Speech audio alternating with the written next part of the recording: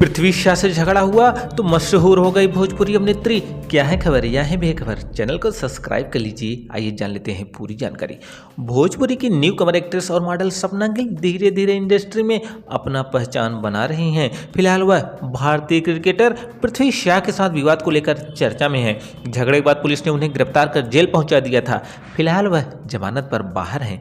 हालांकि अभिनेत्री को पहले इतना लोग नहीं जानते थे, किंतु पृथ्वी शा से हुए विवाद ने उन्हें जबरदस्त लोकप्रियता मिली और अब वह एक चर्चित चेहरा बन गई हैं।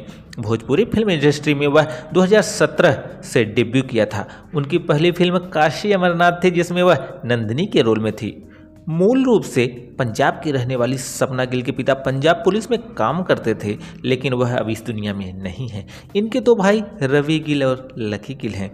अपने अभिनय की शुरुआत सपना गिल ने टिकटॉक से कर धीरे धीरे मॉडलिंग में नाम और दाम कमाया। पृथ्वी शा से विवाद के बाद जेल गई सपना गिल जमानत पर बाहर आते ही पृथ्वी शा पर मुकदमा दर्ज कराया और आरोप लगाया कि पृथ्वी शा ने उनके प्राइवेट पार्ट को छूने की कोशिश की थी।